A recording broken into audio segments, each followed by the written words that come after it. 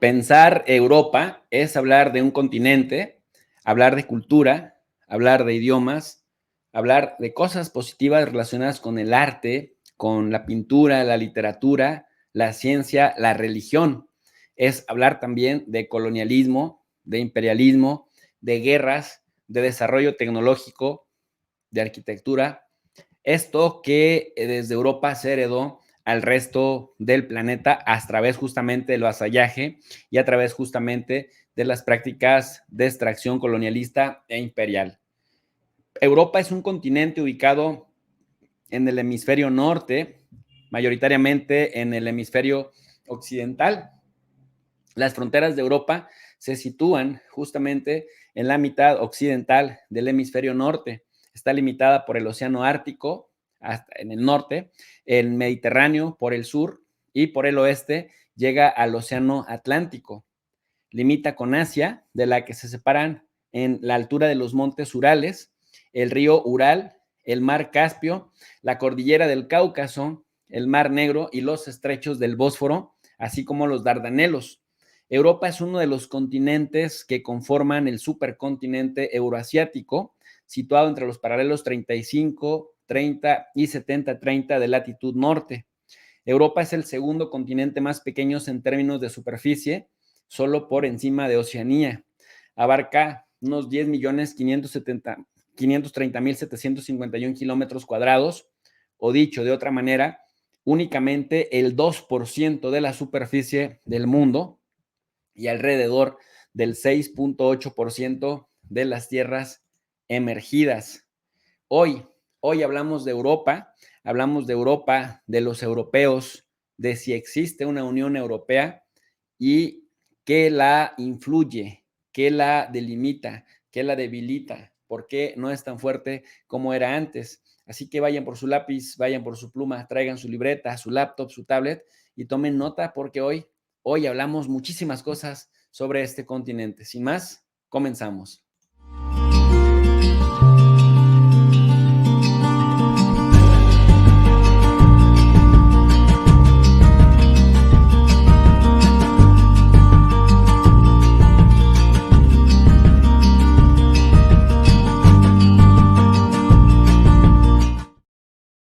Pues efectivamente, mis queridos alumnos digitales, hablar de Europa es hablar de muchísimas cosas y es interesantísimo cómo a través de la historia, a pesar de que Europa solo representa el 2% del mundo y el 6% si le sumamos los océanos, pues Europa ha dominado nuestro planeta prácticamente durante pues los últimos 2 siglos o incluso más.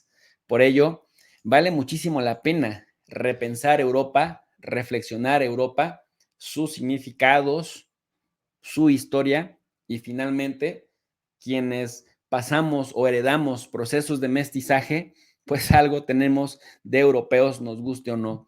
De todos los países europeos, Rusia es el de mayor superficie, al mismo tiempo que es el estado soberano reconocido internacionalmente más extenso del mundo, que hace parte también de Europa y de Asia, mientras que la ciudad del Vaticano, por el contrario, es el más pequeño y al mismo tiempo es el estado soberano o internacionalmente más reconocido del mundo. Entonces, Europa tiene el país con el mayor territorio del planeta y al mismo tiempo el estado soberano internacionalmente reconocido más pequeño del mundo.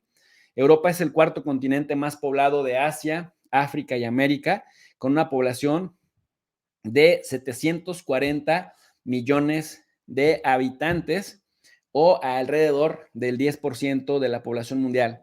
Entonces, si lo ponemos en estos términos, Europa tiene el 2% de la superficie del mundo, alrededor del 6.8% del total de las tierras emergidas, pero en población es el cuarto continente más poblado del mundo, después de Asia, África y América. En particular, la antigua Grecia en Europa es la cuna de la cultura occidental, eso que conocemos como Occidente. La caída del Imperio Romano de Occidente durante el periodo de la migración también ha marcado el fin de la Edad Antigua y el comienzo de una era conocida como la Edad Media. Las etapas como el Renacimiento, que fueron construcciones eurocéntricas, prácticamente han marcado la pauta con impacto al resto de la humanidad. Por ejemplo, la muy famosa y reconocida por sus efectos en el mundo revolución industrial que tuvo lugar en Europa y después que parte del Reino Unido allá por el siglo XVIII y prácticamente llega a todos los rincones del continente, y a partir de ahí viene la conquista europea del resto del mundo, pues ha dado lugar a un cambio radical en los ámbitos económicos, políticos, tecnológicos, culturales, sociales en Europa Occidental. Y quién no recordará a la Primera y a la Segunda Guerra Mundial como guerras europeas, guerras que se inician en Europa y que terminan arrastrando a la humanidad a grandes choques y a grandes arreglos de ingeniería social. Sin embargo, aunque ambas empezaron allá, ambas se desarrollaron mayoritariamente en Europa, estas condujeron a una disminución del dominio europeo en los asuntos mundiales y dio paso a que potencias como Estados Unidos y la Unión Soviética, actualmente Rusia y China, terminen por desplazar a los países europeos en el poder central.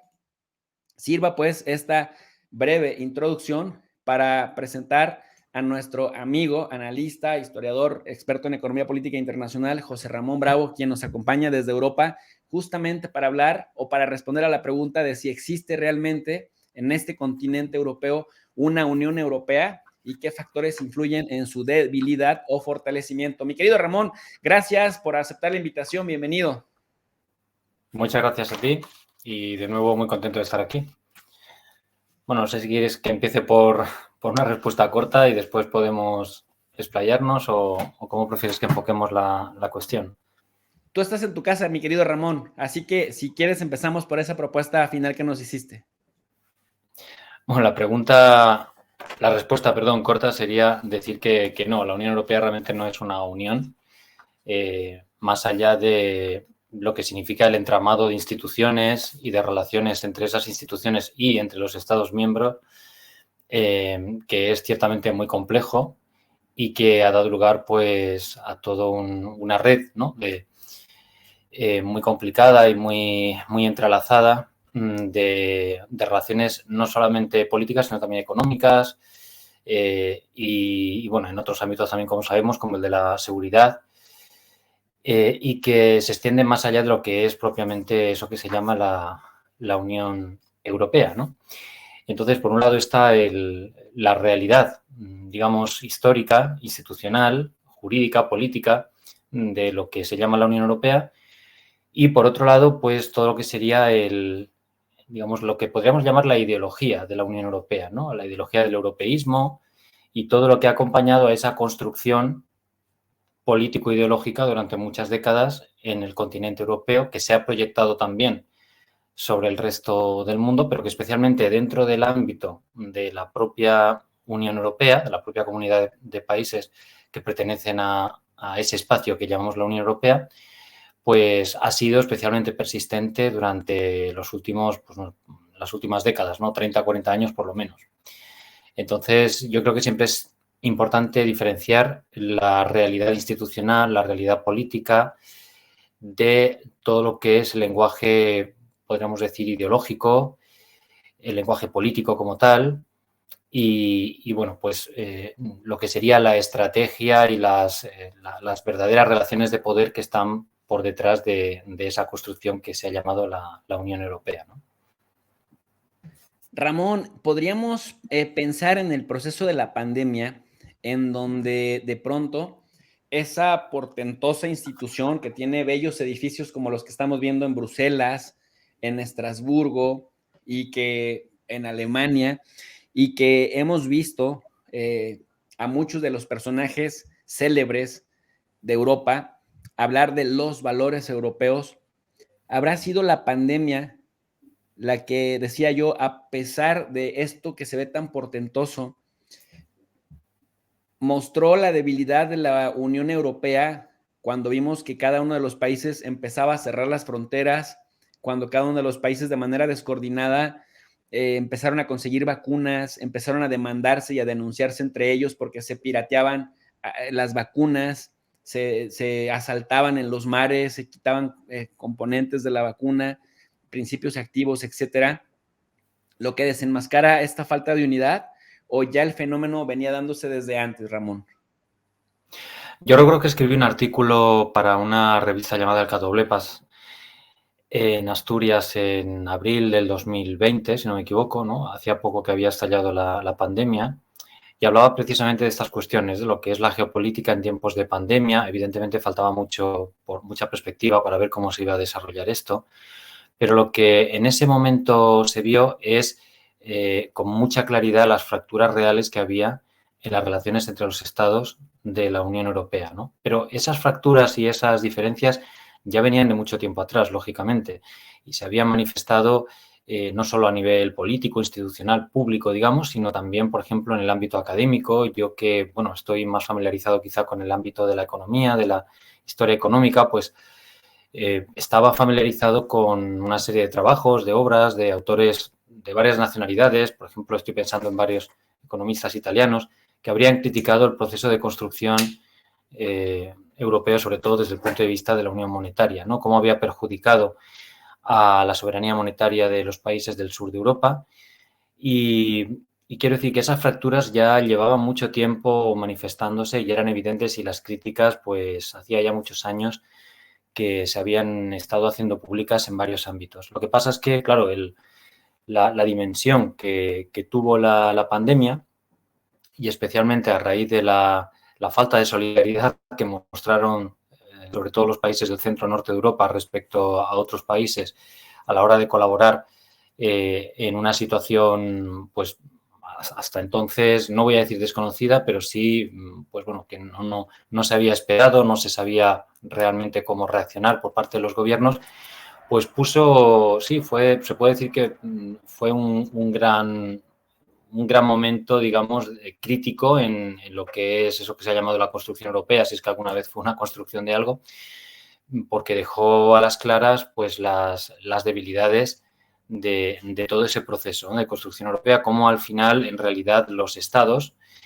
en la medida en que tienen esa posibilidad, siempre tratan de defender sus intereses particulares de la mejor manera que pueden, porque, como sabemos, en la llamada Unión Europea, uno de los principios que ha sido más cuestionados y que ha quedado más afectado por ese proceso de Unión Europea ha sido el propio principio de soberanía, ¿no?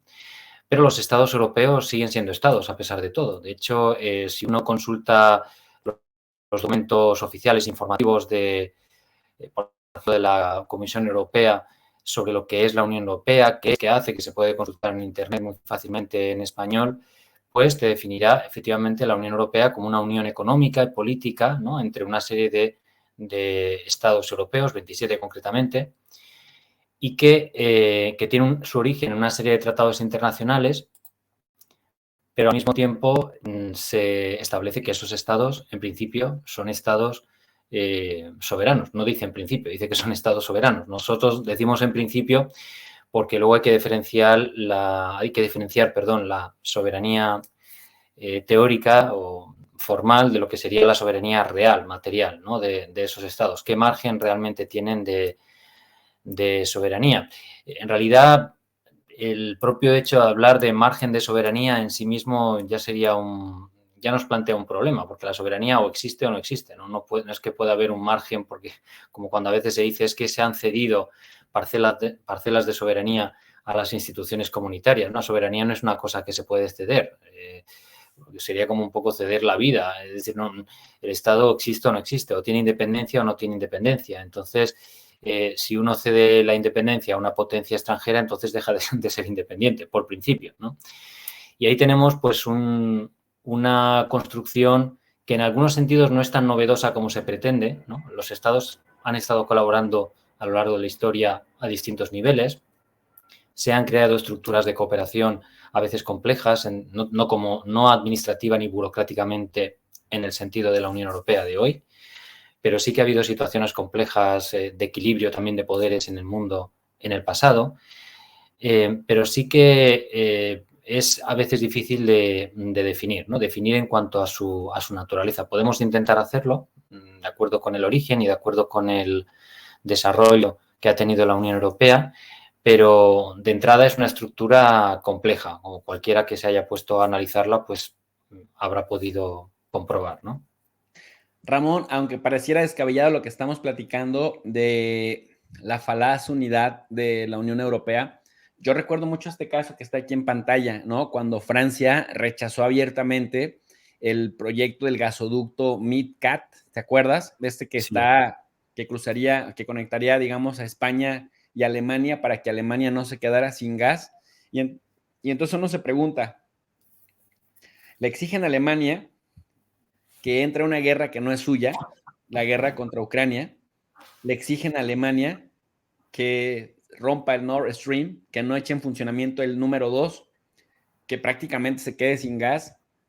Y entonces dices, bueno, cuando uno de los países, que es España, que tiene una regasificadora enorme y que le puede, que está en condiciones de enviarle gas de manera permanente a través del MidCat, Francia dice no. Y uno se va de espaldas, uno se sorprendería por qué dices, pero ¿cómo entre aliados si están mandando armas a Ucrania, si ya le exigieron el sacrificio a Alemania de cortarse el propio ingreso de gas bueno, bonito y barato por parte de Rusia, ahora que España quiere, digamos, auxiliar esa parte, pero tendría que pasar por territorio francés y se supone que Francia ha hecho esta dinámica alianza con Alemania, Francia termina por oponerse y dice no a España y no a Alemania, y ahí es donde uno ya no entiende nada, Ramón. Bueno, es que los estados europeos, lo primero que hay que resaltar de ellos es que son completamente diferentes unos de otros. Tienen intereses completamente dispares, muchas veces directamente opuestos. Además, son estados muy diferentes unos de otros en cuanto a capacidades, situación, intereses, historia, etcétera. Es decir, tratar de ver a Europa como nos ha hecho la propaganda europeísta, como si todos se movieran al unísono y estuvieran de acuerdo en todo. Y es completamente ridículo, porque incluso si uno se fija dentro de un solo país, pues precisamente el sistema democrático actual favorece la proliferación de los partidos políticos y las legislaturas muy cortas, con lo cual es muy difícil para los estados hacer planes a largo plazo, ya dentro de cada estado individualmente considerado. Mucho más difícil es poner de acuerdo a todos esos estados cuando dentro de ellos muchas veces hay pues discordia y hay problemas entre distintos partidos políticos, entre distintas facciones políticas, porque incluso cada uno de esos partidos políticos o de esas agrupaciones o grupos de interés tienen una visión distinta de lo que se supone que tiene que ser la Unión Europea. No digamos ya si encima tenemos que tratar de coordinar a todos los distintos grupos de interés, partidos políticos, grupos ideológicos, etcétera, a lo largo de toda la Unión Europea, que tiene, después de la salida del Reino Unido, todavía tiene más de 440 millones de habitantes, ¿no? Es decir, más que Estados Unidos. Entonces, es una construcción institucional que funciona en base a determinados intereses de determinados grupos, desde luego, y de determinados estados en algunos ámbitos, tampoco en todos, pero como hemos dicho, al final los estados, sobre todo aquellos que tienen más peso, Francia, Alemania especialmente, ¿no? Pero incluso hay estados que también tienen una posición de peso menor pero relativa, pues como pueden ser Italia, España o la misma Polonia, e incluso los estados de menor tamaño o menor peso también han defendido con mucha firmeza sus posiciones, ¿no? Dentro de lo que se les ha permitido, claro, porque en teoría pues se respeta la igualdad de todos los estados en tanto que estados, con lo cual, claro, pues los estados que tienen menos peso son a veces los más beligerantes a la hora de defender sus posiciones y sus intereses nacionales. Es decir, que al final no deja de ser pues una especie de coalición de estados y como en toda alianza es ilusorio pensar que todos van a salir ganando exactamente lo mismo. En un mundo ideal, claro, sí que sería así, pero ni siquiera cuando una alianza es solamente entre 2 o 3 estados, es decir, entre muy pocos estados, salen realmente todos ganando. Al final, el estado más fuerte es el que acaba imponiendo sus condiciones. Un ejemplo lo podemos tener en el tratado, ¿cómo se llama? El TELCAN, ¿no? De América del Norte, es decir, entre México, Canadá y Estados Unidos. Obviamente Estados Unidos es el que normalmente impone sus posiciones a los otros 2 estados porque es muchísimo mayor y tiene mucho más peso que los otros 2. Es una situación mucho más asimétrica que en la Unión Europea, pero quiero decir que en todas las alianzas siempre hay esta asimetría, esta desigualdad y este intento de imposición de intereses de unos estados más fuertes sobre otros. En este caso, Francia, además, por su trayectoria económica y energética, pues tiene unos intereses no solo muy distintos a los de Alemania y España, sino a veces directamente contrapuestos, ¿no? En Francia tiene mucho peso, por ejemplo, la energía de origen nuclear. De hecho, si no fuera por toda la propaganda, la ideología, digamos, antinuclearista que se ha difundido en Alemania, pero también en otros ámbitos de otros países europeos, pues posiblemente a Francia le saldría más rentable fomentar aún más su energía, sus fuentes de energía nuclear. Mientras que en Alemania, bueno, por razones también históricas, después de la guerra, etcétera, pues había una fortísima promoción de lo antinuclear en general, ¿no? Entonces Alemania tiene por así decirlo, un rango de fuentes de energía más diverso, muy diferente al de Francia, donde tiene mucho peso, por ejemplo, energías como el carbón, que en países como Francia o en otros países europeos, además de que el carbón sea muy contaminante, pues sería algo, digamos, rechazable de entrada en este camino de pretendida evolución hacia las energías más limpias, más renovables, de menor emisión de carbono, etcétera, ¿no? La realidad es que los países europeos, pues en función de su territorio, de sus capacidades, de también lo que se les ha impuesto, ¿no? Evidentemente, hay un interés, ha habido desde la Segunda Guerra Mundial un interés en que Alemania no desarrolle capacidades nucleares, pero es que esa ideología está plenamente vigente en la Alemania de hoy. Son los propios partidos políticos alemanes y la propia sociedad alemana la que es generalmente contraria, ¿no?, al desarrollo de la energía nuclear. Y por lo tanto, pues a Francia no le puede interesar nada que de algún modo pues se cree esta especie como de corredor entre, en este caso, España y Alemania, que favorecería la continuidad de Alemania como economía central en Europa y que puede dejar a Francia desplazada de esas posiciones centrales, ¿no? Entonces hay intereses nacionales en cuanto a la importancia de las distintas fuentes de energía, y el propio interés de Francia en querer tener un papel central en Europa, pues lógicamente más protagónico y no... pensemos que hay autores, por ejemplo, en Francia, como Emmanuel Todd, que han sugerido que en la actual coyuntura, sobre todo de enfrentamiento con Rusia, pues Francia y Alemania se han quedado un poco atrás en su protagonismo frente a los países que, como Polonia o incluso los bálticos, que tienen menos peso económico, incluso demográfico, etcétera, pues parece que han pasado a ser como los nuevos preferidos, ¿no?, de Estados Unidos en su relación con Europa. Entonces ahí hay también esa lucha o esa dinámica de dialéctica, de enfrentamiento entre los estados, enfrentamiento diplomático, pero también por motivos económicos, políticos, incluso culturales a veces, y demás, ¿no? Hay muchos aspectos aquí que no podemos comentar ahora y que vienen de lejos. Por ejemplo, la oposición constante de Francia a que España en su momento ingresara en la Unión Europea, el tratar de bloquear, por ejemplo, la competencia española en materia de exportación de productos agrícolas y de otro tipo, porque, como digo, los intereses son divergentes, los estados europeos en realidad están enfrentados por sus intereses nacionales. Ramón, ahí te quisiera detener tantito para comentarte y preguntarte algo más. Claro. El comentario sería de los países, de las parejitas de países que tienen relaciones complicadas, por no decir deterioradas. Por ejemplo, identificamos el binomio Italia-Francia, ¿no? Que no solamente es ahora con Giorgia Meloni, sino que ya tiene su historia de desgaste por los diferentes enfoques con los que miran la migración. Italia-Francia está también el tema, aunque Turquía no es parte de la Unión Europea, una parte de Turquía es vista como Europa y tiene su gran problema con Grecia, que en últimos meses incluso hemos estado viendo amenazas por parte de Turquía de una guerra por islas, ¿no?, en estos mares que comparten en el Mediterráneo. Sí. Vemos también la relación compleja de Armenia y Azerbaiyán. Algunos los ven como Europa, otros los ven más como Asia.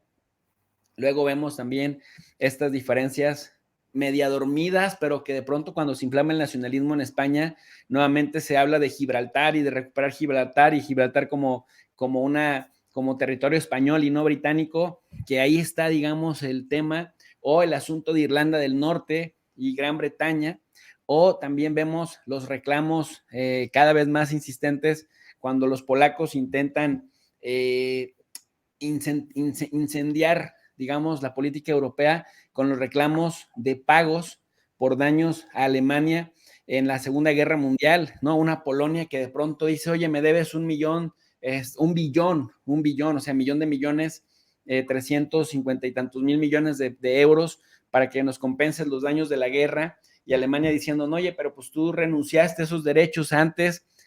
¿Cuáles, ahí va la pregunta, cuáles de estos binomios de relaciones desgastadas o complejas, por llamarlos de alguna manera, pudieran cambiar, digamos, la trayectoria de unidad o de la poca unidad que hay en Europa, Ramón? ¿Cuál es Hay el más... varias líneas. Habría varias posibilidades. Una sería que uno de los mayores países europeos pues abandonara la Unión Europea, ¿no? Pues se ha comentado desde hace tiempo que pues hay una gran oposición por un sector muy importante en Francia, incluso en Italia y en otros países europeos también. Pero claro, tendría mucha más repercusión y sería de algún modo un poco pues señalar ya el principio del fin de la Unión Europea si uno de esos grandes países abandonara la Unión Europea, ¿no? Lo que pasa es que hay fuertes intereses que eso lo van a impedir. Otra posibilidad podría ser, por ejemplo, a raíz del cambio de situación geoeconómica, sobre todo después del conflicto de Ucrania, pues que, por ejemplo, este invierno que acabamos de pasar hubiera sido muy diferente y mucho más complicado para la economía y para la sociedad alemana en general. Y entonces, bueno, pues eso hubiera provocado una recesión mucho más fuerte en Alemania, ¿no? Entonces, eso habría cuestionado en realidad toda la construcción europea, claro, porque Alemania es el país central después de todo. Y claro, pues realmente si ese motor económico de Europa pues se para, evidentemente el proyecto como tal es difícil que continúe, ¿no? De una forma tan fragmentaria y demás. Otra posibilidad que a mí se me ocurre plantear, porque yo he dicho algunas veces que a pesar de que se tiene esta visión de que Alemania es el país central y el más importante, podemos decir, lo es en algunos sentidos, pero en realidad yo veo más debilidades que fortalezas en Alemania, en muchos sentidos. Veo más posibilidad dentro de las grandes limitaciones que tienen hoy los estados europeos para recuperar su soberanía. Veo más posibilidades en Francia que en la propia Alemania. Primero porque la población francesa todavía tiene un crecimiento vegetativo para el contexto europeo relativamente positivo, que le llevará a superar los 70 o 75 millones de habitantes en este siglo, probablemente. Mientras que Alemania, pues si no fuera por la inmigración, ya hace tiempo que se habría acercado al crecimiento cero o estaría incluso perdiendo población. Es posible que Francia supere a Francia en población. Y además tiene mucho más territorio, tiene también mucho más recursos, ¿no? Tiene una plataforma, tiene una serie de territorios insulares repartidos por todo el mundo, por los 5 continentes, Francia, y lo que se llama una zona económica exclusiva, que es, digamos, la zona marítima que corresponde al la porción, digamos, del planisferio que rodea esos territorios, que es la segunda mayor del mundo después de Estados Unidos, ¿no? Es decir, que no es solamente el territorio de la Francia metropolitana, ¿no? Lo que llaman también el dom-tom, ¿no? Dominios de, bueno, dum-tum sería en español, dominios de ultramar, territorios de, en francés dicen domaine d'outre-mer, territoire d'outre-mer, quiere decir dominios y territorios de ultramar. Bueno, pues es decir, que es un país que tiene una proyección internacional mucho mayor de la que tiene Alemania en sentido cultural y que lo ha tenido también como potencia colonial y que hoy lo tiene como potencia excolonial en África, por ejemplo, y en otros territorios, ¿no? Aunque haya perdido posiciones. Y además, Francia pues cuenta con el arma nuclear, cosa que no tiene Alemania. Podría desarrollarla, por supuesto, tienen tecnología de sobra para poder desarrollarla, pero hay problemas políticos e ideológicos, sobre todo, ¿no? Y además de equilibrio geopolítico que hacen muy poco probable que Alemania, fijémonos lo que ha pasado con el Nord Stream, ¿no? Que ni siquiera ha habido una respuesta contundente por parte de Alemania para tratar de resolver este tema. Es una cosa que clama al cielo. Imaginémonos si Alemania encima tratara de desarrollar el arma nuclear. Es evidente que no se lo iban a permitir. Entonces, yo creo que por una serie de conceptos, si hay algún país en el contexto de la Unión Europea que podría en el futuro de algún modo o desvincularse o por lo menos reafirmar sus posiciones en el continente, incluso con una repercusión fuera de Europa, sería Francia, más que otros países, ¿no? Lo que pasa es que en la coyuntura actual es muy complicado. Es muy complicado porque primero ha perdido su moneda nacional, ¿no? Al adoptar el euro. Y eso pues es un factor al que nos hemos referido otras veces, que es fundamental para definir la soberanía de un país. Un país sin moneda se puede considerar que ya solo por eso no sería soberano. Y además, pues, como sabemos, la estructura angloatlantista en la que está, digamos, ubicada Francia, la subordina completamente a los intereses del mundo anglosajón, del mundo angloatlantista, sobre todo de Estados Unidos, ¿no? De hecho, Francia, bueno, pues se unió, como sabemos, a la AUKUS, ¿no? La organización esta de los países anglosajones, que siempre han funcionado como una especie como de piña, ¿no? Entre ellos, ¿no? Con una concepción a veces incluso racialista, se podría decir, ¿no? Todos los países anglosajones funcionando, compartiendo servicios de espionaje, compartiendo intereses comunes, ¿no? Es decir, que ellos siempre han estado bastante unidos entre sí. Y se ha buscado, por interés, yo creo, sobre todo anglosajón y angloamericano, esta artificial Unión Europea entre países tan diferentes entre sí en cuanto a intereses y demás, que tienen más diferencias que otra cosa, ¿no? Entonces, yo creo que habría varias vías y hoy por hoy lo que sí se puede ver es que cada vez se hacen más evidentes las fracturas, más evidentes los desencuentros. Y yo me atrevería a decir que la Unión Europea, como proyecto, vamos a decir, histórico-político, en definitiva, es un proyecto impulsado sobre todo no por los propios europeos, sino por los Estados Unidos, incluso me atrevería a decir por Gran Bretaña, como una forma de dirigirse contra Rusia. Es decir, la idea desde el principio siempre ha sido opuesto a Rusia, opuesto al mundo ruso ortodoxo, y eso se ha visto muy claro con el conflicto de Ucrania, ¿no? Bueno, se vio, por supuesto, claro durante la Guerra Fría, el enfrentamiento entre los dos bloques, que fue lo que produjo la paz, entre comillas. La paz era esa Guerra Fría que, precisamente por la amenaza que suponía la utilización de armas nucleares, pues se creó esa especie de equilibrio, ¿no? Tenso entre las dos superpotencias, con Europa en medio, pero esa propaganda ideológica que se ha hecho de Europa como que ha servido para garantizar la paz, la estabilidad, la prosperidad, pues hoy más que nunca todos estos conceptos están cuestionados, ¿no? Por la propia realidad de las cosas. Sí, definitivamente. Y ahí tú mencionabas algo que me parece fundamental, el que no le puedan permitir a Alemania que se vuelva a armar hasta los dientes porque subyace de alguna manera la desconfianza de que Alemania pudiera ya no repetir, pero sí de alguna manera desestabilizar al resto del continente como hicieran los antepasados nazis, ¿no? Y antes de los nazis, como hicieran pues los anteriores, del anterior imperio heredado por Bismarck. En ese contexto, Ramón, te quiero preguntar, ¿tú consideras que Estados Unidos oficialmente ocupa de forma militar Europa o por lo menos aquellos países en donde tiene bases militares? Y la segunda pregunta sería si en algún momento en el mediano o largo plazo un reclamo de soberanía o en un reclamo soberano pudieran exigirle a Estados Unidos que retirara, por ejemplo, Alemania a 35,000 soldados, Polonia 12,000 soldados, España tiene 2 bases militares estadounidenses. Sí, sí. Que no necesariamente le garantizan que va a defender la de Marruecos en caso de que Marruecos reclame Ceuta, Melilla o las Canarias, ¿no? ¿Cómo ves eso? Bueno, definitivamente Europa, claro, está ocupada por Estados Unidos, ¿no? Como dices, unos estados de forma más directa que otros, pero en general el hecho de pertenecer la mayoría de los estados de la Unión Europea también a la OTAN, pues hace que formen parte de una misma estructura, ¿no? Económico, política y militar.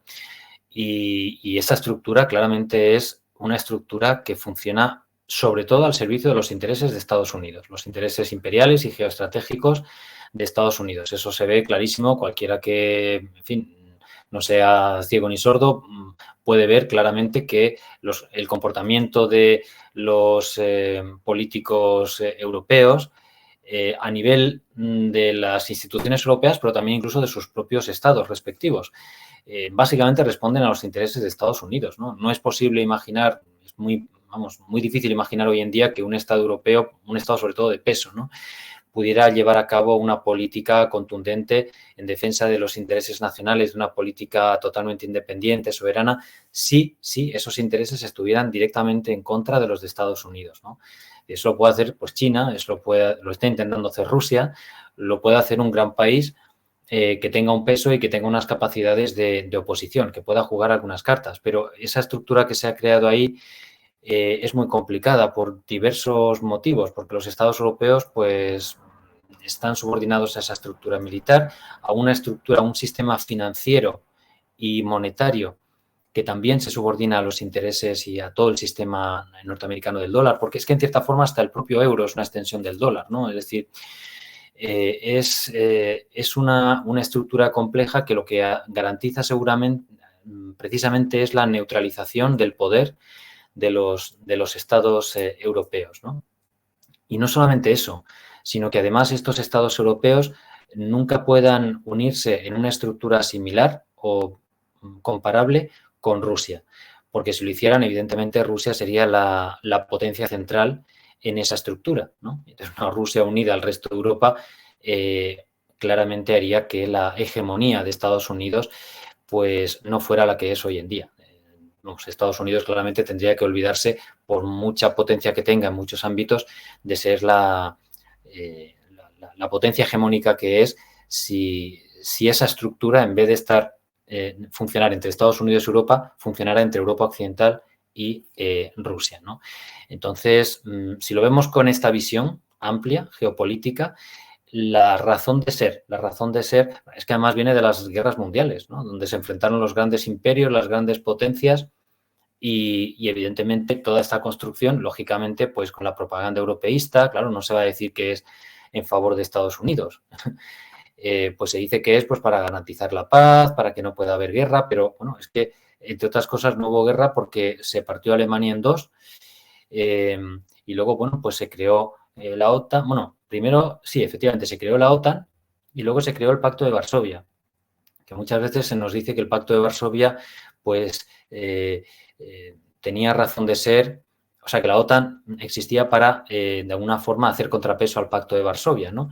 Pero es que se nos explica la historia al revés. En realidad, la OTAN se creó primero, el Pacto de Varsovia se creó después. Es decir, que la actitud de Rusia y de sus países, digamos, satélites, siempre ha sido más bien defensiva o reactiva frente a la posición de Occidente y sobre todo de las potencias anglosajonas, que siempre ha sido agresiva, ¿no? Siempre han dado el primer paso a la hora de enfrentarse en este caso a Rusia y en el futuro seguramente también a China, ¿no? Entonces, bueno, todos los principios que se supone que en los que se basa la Unión Europea, ¿no? Pues que si la libertad, incluso la libertad de circulación, la pluralidad, el principio de democracia representativa, lo que decíamos antes de la paz, la estabilidad, la prosperidad, ¿no?, etcétera. Bueno, todo esto realmente tiene mucho más de ideológico que de real, porque si nos ponemos a analizar cómo funcionan efectivamente las cosas, ¿no?, en la realidad política de los países europeos, tendríamos que cuestionarlos todos.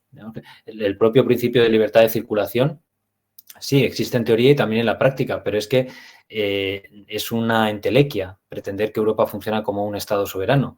Primero, porque no lo es. Y segundo, porque es que ni siquiera puede funcionar como funciona un Estado en cuestiones de libertad de circulación, porque un trabajador de un país europeo no puede desplazarse a otro país europeo. Puede hacerlo, pero no tiene en la práctica las probabilidades de hacerlo y, bueno, de poder trabajar sin ningún tipo de problema, sin más. Primero, porque las legislaciones nacionales siguen existiendo y funcionando. Y luego, porque por mucha armonización que haya y demás, pues no deja de haber distintas lenguas europeas, no deja de haber distintas religiones, distintas tradiciones. Entonces, no es tan fácil como decir, bueno, pues una persona, yo qué sé, de Sicilia se va a Suecia y ya está, y directamente se pone a trabajar y no tiene ningún problema, ¿no? Al final, lo que ha supuesto la Unión Europea, como lo vemos, por ejemplo, en las intervenciones públicas de los mandatarios europeos, es pues no solamente por las posiciones ideológicas que defienden, totalmente en favor de Estados Unidos y de los intereses de Estados Unidos, sino que es que incluso utilizan el inglés ya como idioma, digamos, de relación, ¿no? Si la Unión Europea se supone que es una unión, una alianza entre países europeos para resaltar la cultura europea, para preservar la diversidad europea, ¿no? La famosa unidad en la diversidad, que es el supuesto lema de la Unión Europea, etcétera, al final resulta que funcionan como un apéndice de Estados Unidos, incluso en el ámbito cultural, ¿no? Es decir, que realmente la Unión Europea es cualquier cosa menos una unión y europea, con lo cual, pues no es más que, digamos, un entramado de instituciones que favorece a determinados grupos políticos, también económicos, yo lo he dicho en otras ocasiones, grupos sobre todo corporativos. Por ejemplo, en Alemania favorece al sector financiero, a los grandes sectores industriales corporativos de Alemania y de otros países europeos, que tampoco es que los favorezca a todos a la vez y de la misma manera, porque entre ellos también están enfrentados, ¿no? Pero sí que, bueno, esos grandes grupos pues tienen interés, y entonces esos grandes grupos de alguna forma tienen interés en que funcione esta estructura, ¿no? Lo mismo que lo tiene Estados Unidos por sus grandes grupos corporativos también, pero también Estados Unidos como un sujeto unitario, ¿no? Del derecho internacional, porque a diferencia de la Unión Europea, Estados Unidos sí es un Estado y sí es una nación, ¿no? Entonces, por eso defiende una posición unitaria. A pesar de todos los problemas que pueda tener internamente, nunca podrá ser comparado con 27 países que a la hora de la verdad pues tienen 27 visiones distintas como mínimo, si no más, y siempre van a estar enfrentados incluso en las posiciones más, en las cuestiones más básicas, ¿no? Es decir, que se ha intentado avanzar, pero avanzar en una Unión Europea que es imposible, porque es que los estados no se unen. Vamos a ver, los estados y las naciones en realidad nacen de la guerra, no nacen de los acuerdos y las alianzas. Lo que pasa es que esto ya asusta mucho porque, bueno, hay esta especie como de visión muy posmoderna, por otro lado, ¿no? De no querer reconocer la realidad objetiva de las cosas y bueno, pues las cosas, dijéramos, puras y duras como se dan en el mundo. Entonces, lo cierto es que los estados siempre están enfrentados por sus intereses, ¿no? La diplomacia no es más que una forma de tratar de evitar la guerra hasta donde se pueda para defender siempre intereses nacionales. Y bueno, pues lo que se ve en la Unión Europea es que hay ciertos grupos que defienden sus intereses, imponen sus intereses, y a nivel nacional, pues los estados más fuertes tratan siempre que pueden de imponerse sobre los estados más débiles. Y por encima de ellos incluso se impone Estados Unidos, ¿no? Al final. Oye, Ramón, y hablando de eso, mientras hablabas, me puse a revisar el tema de la vigencia de las bases militares de Estados Unidos en España, porque te quiero hacer un comentario nuevamente al respecto de esto y respecto a algo que comentaste. Actualmente Estados Unidos tiene 2 bases militares, ¿no? Pero eran 4. Está la base aérea de Morón, de la Frontera, en Sevilla, y está la base naval de Rota, en Cádiz. Pero desde 1953, como una especie de ofrecerle reconocimiento internacional a Franco, Estados Unidos también le exigió, por ejemplo, las bases aéreas de Torrejón de Ardoz en Zaragoza, que se retiraron en el 91 y 92, pero Estados Unidos le prometió, además de que lo volvieran a normalizar, porque era un gobierno paria, ¿no? Lo volvió a reconocer y le prometió modernizar el armamento español y meterlo, digamos, a la jugada del concierto de naciones. Y dice, bueno, aunque técnicamente Estados Unidos no manda sobre las decisiones que se toman ahí, sino lo hace la OTAN, pues sabemos que a la OTAN la domina Estados Unidos. ¿Tú crees, Ramón, que el hecho de que Estados Unidos sea tan dominante en España ha evitado que España reclame, por ejemplo, Gibraltar a los británicos, que es súper, súper cercano, muchísimo más cercano a Estados Unidos? Y tú lo mencionabas hace rato, mencionabas cómo los servicios de inteligencia de los Five Eyes, los 5 ojos, puros anglosajones, Canadá, Estados Unidos, Reino Unido, Australia y Nueva Zelanda, se cooperan, o sea, son más unidos que la misma Unión Europea, y Estados Unidos siempre intenta proteger los intereses británicos y al revés igual, ¿no? El Reino Unido se alinea rápidamente a los intereses de Estados Unidos, y en la Segunda Guerra Mundial, pues lo que vimos es una reconfiguración anglosajona prácticamente con la resistencia de la Unión Soviética. Entonces, Gibraltar es más un caso perdido, es un caso simbólico para España o si es significativo para la población española. Bueno, para la población española, es que la población española al final, la mayoría de la población española, como la de cualquier otro país, pues está, digamos, condicionada por el tipo de narrativa, ¿no?, que se difunde por los medios de comunicación, por el tipo de discurso público que hacen los partidos y los grupos de influencia. Entonces tampoco se puede, yo sinceramente, aunque va a sonar un poco fuerte esto, no creo con esta ingenuidad que a veces se habla de la democracia como si el pueblo pensara por sí mismo algo distinto de lo que piensan los políticos o lo que piensa el poder, porque el pueblo está totalmente influenciado por eso. Al final realmente es un reflejo de eso, ¿no?, más que al revés. Entonces, me atrevo a decir que, bueno, sí, seguramente la mayoría de la población española, por supuesto, votaría a favor de recuperar Gibraltar, y este es un tema que siempre que, bueno, pues se plantea la cuestión, evidentemente, pues, bueno, me resulta muy difícil pensar que cualquier español no vaya a defender esto, ¿no? Pero es que es una cuestión también de potencia y de situación geopolítica, ¿no? Yo, a la vista de los hechos, a la vista de cómo trabaja y cómo funciona, digamos, la clase política española, pues lo que uno saca en conclusión es que no trabajan para los intereses españoles. En otro vídeo seguramente tendremos ocasión de hablar de esto, ¿no? Pero ya llevan mucho tiempo sometidos a intereses externos, ¿no?, de potencias externas.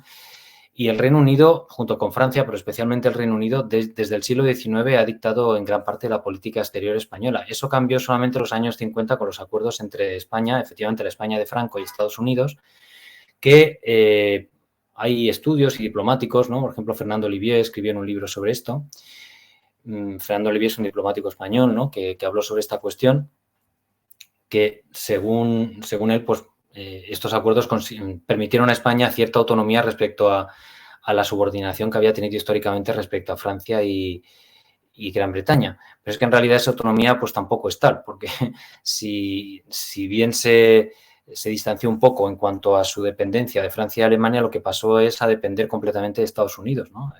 Y la relación de fuerzas ahí era muchísimo mayor. Aparte, Estados Unidos había sido un país que, bueno, pues realmente hizo prácticamente una propaganda de guerra contra España con el hundimiento del Maine, que luego se descubrió muchos años después que había sido provocado por los propios Estados Unidos, ¿no?, para poder abalanzarse sobre Cuba y sobre otras provincias españolas. Luego lo hizo sobre Filipinas, etcétera. Es decir, los últimos territorios que España conservaba fuera de la península ibérica, salvo las Canarias y las Baleares, pues esos territorios prácticamente fueron ocupados por Estados Unidos, ¿no? Entonces, quiero decir que ha sido un enemigo también, históricamente, como lo ha sido de México, se quedó con la mitad de su territorio. Quiero decir que no hay que olvidar tampoco la historia y la realidad, ¿no?, de las relaciones internacionales y la asimetría que decía antes entre los estados. Para mí es más que evidente que hoy en día el Estado español está totalmente subordinado a los intereses de Estados Unidos. La clase política y la oligarquía que de algún modo gobierna el Estado en España responde fundamentalmente a los intereses de Estados Unidos, ¿no? Y bueno, pues estamos prácticamente en una dinámica en la que es muy difícil reclamar nada. Además, nunca vamos a saber realmente lo que se discute o se negocia o se habla a puerta cerrada, ¿no? Como si dijéramos entre bastidores, porque quién sabe si, por ejemplo, históricamente hubo un episodio en que se amenazó incluso con fomentar la independencia de Canarias si España no accedía a determinadas exigencias de otras potencias, ¿no? Entonces, quiero decir que no sabemos hasta qué punto ha tenido que ceder o habrá tenido quizá que ceder el gobierno español o ciertos grupos políticos españoles con tal de, digamos, de no perder más, por así decir, ¿no? Y entonces, pues por ejemplo, en el paraguas de la OTAN no están incluidas Ceuta y Melilla y seguramente tampoco las Canarias, según algunos, ¿no? Es decir, resulta que estamos en una estructura de defensa militar y de alianza militar en la cual parte del territorio nacional de uno de los Estados miembros no es defendible. Entonces, eso es una cosa que cualquier Estado que fuera realmente soberano ya no la habría aceptado, ¿no? Y en cambio, esa es la realidad. Luego, aparte, en política exterior, España, pues es que prácticamente no tiene política exterior propia, ¿no? Claro, tiene la política exterior de la Unión Europea y la de Estados Unidos. pero España podía tener unas relaciones especiales muy fuertes con los países de todo el arco mediterráneo, precisamente por su situación geográfica bastante estratégica y, por supuesto, con los países de América, ¿no? De América hispana, con Brasil y con otras potencias también. Y, en cambio, pues no se da prioridad a esas relaciones, ¿no? en la política exterior actual. Y esto es por esa situación de subordinación y de impotencia del país en la que han influido muchos factores, ¿no? Hoy en día también son factores no solo militares, económicos, financieros, que también, sino factores incluso ideológicos, ¿no? Porque hay ya una ideología instalada en la propia clase política, en la propia sociedad, ¿no? Con todo esto del europeísmo, pero luego también de esa especie como de falta de perseguir políticas nacionales y de reivindicar nada. Hay sectores que sí lo hacen, hay sectores muy beligerantes en ese sentido, pero son minoritarios, ¿no? En general hay como una resignación de que no se puede hacer nada. Y es más, España, por desgracia, porque yo no estoy en esa posición, pero está entre los países más europeístas según las encuestas, ¿no? Y según los sondeos. Y esto lo que prueba no es que los españoles sean más europeístas que el resto de Europa, eso realmente es falso. Además, históricamente tendría que haber sido la menos europea, porque la idea moderna de Europa se crea, como he dicho muchas veces yo, la idea moderna, liberal, contemporánea, digamos, de las potencias capitalistas europeas se crea contra el concepto de España y contra el concepto de Rusia, en realidad. Pero eso lo que prueba es la vigencia de la potencia de la ideología europeísta. Es decir, la fuerza que ha tenido el europeísmo para implantarse durante todas estas décadas es lo que ha hecho que al final pues la población acabe pensando de esta manera, ¿no? Entonces, es una situación a la que yo miro y analizo con mucho pesimismo, sinceramente, con mucho pesimismo, siendo realista, claro. Ramón, en mis experiencias como estudiante, cuando he ido de intercambio a Europa, en los posgrados sobre todo, de pronto me tocaban situaciones en las que estaban, no sé, como los cuchistes, ¿no? 2 españoles, 2 franceses, un alemán, un austriaco, un italiano, alguien de Libia o de Eritrea en África, alguien de algún país francófono africano. Y era súper interesante, quizás por la lengua, que al final los españoles se identificaban más conmigo, incluso para cosas de necesidades básicas como de, oye, me faltan 3 euros para el camión o para el tren, etcétera, etcétera, que por ejemplo con otros europeos, con el francés, con el italiano, con los alemanes.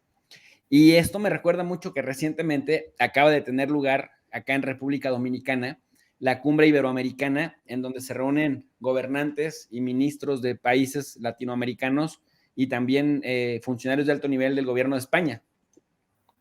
Y se habla pues de esta... Y de Portugal. Y de Portugal, de esta cuestión ibérica. ¿Tú consideras a nivel de personas de a pie que el idioma o los idiomas son un factor de acercamiento con poblaciones a pesar de que estén ubicados en otra latitud del planeta?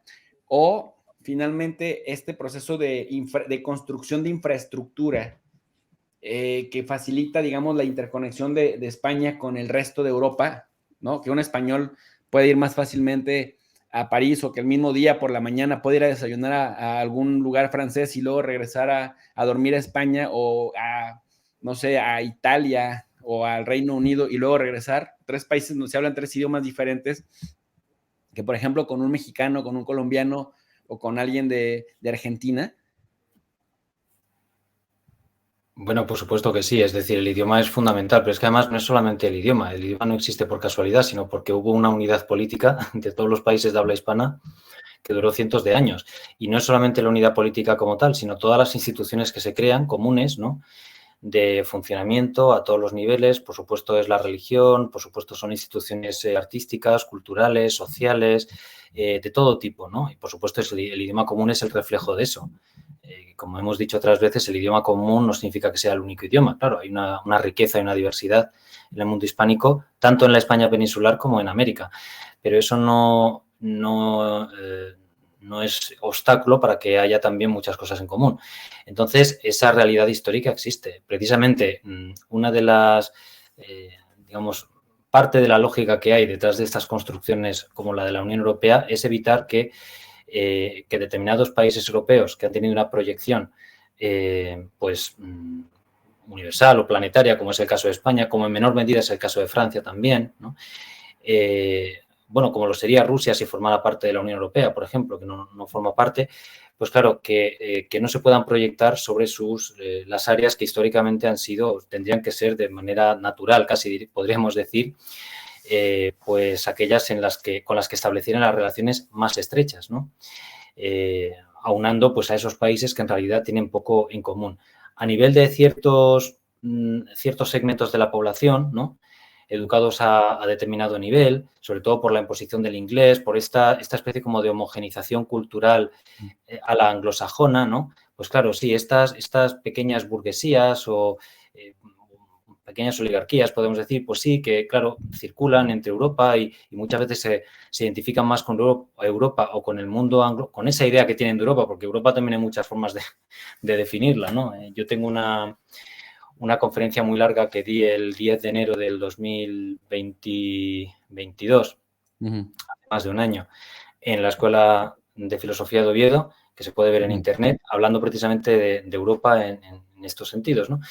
Y bueno, pues sí, se pueden identificar con Europa, pero yo diría que la mayor parte de la población, por lo menos mientras no cambie durante bastante tiempo drásticamente la composición de las poblaciones nacionales, de forma natural y lógica se va a identificar más con los países de América Hispana, ¿no? Como es natural. Y esto pues lo ve uno en países que no son de habla hispana, ¿no? En Europa, por ejemplo, donde pues evidentemente se da esa interacción de manera mucho más lógica y natural entre personas que vienen de distintos países de habla hispana que se encuentran en esos países y, lógicamente, pues lo común resalta todavía mucho más frente a ese contexto que es naturalmente diferente, ¿no? Puede uno integrarse a diversos niveles, pero el idioma, pero también otro tipo de cuestiones, pues lógicamente son lo que hacen que los países, ¿no? Pues puedan proyectarse de una manera u otra. Evidentemente, en nuestra situación, en ese sentido, podría ser mucho más explotable en un sentido positivo para todos nosotros, ¿no?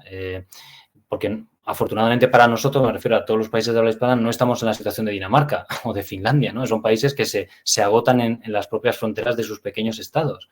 Nosotros tenemos una proyección muchísimo mayor de la que podríamos aprovecharnos positivamente, pero que, claro, pues por el juego de rivalidades geopolíticas, por las divisiones estatales y demás, pues evidentemente no puede ser así. Pero bueno, es un tema muy amplio y que pues, quizás se saldría del tema central de lo que estamos tratando hoy.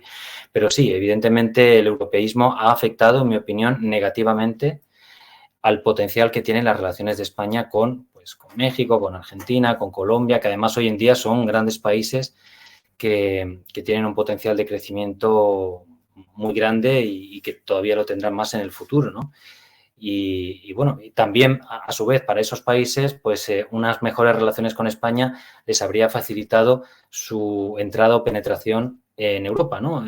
Pues por ejemplo, de sus exportaciones o de otro tipo de influencias a todos los niveles.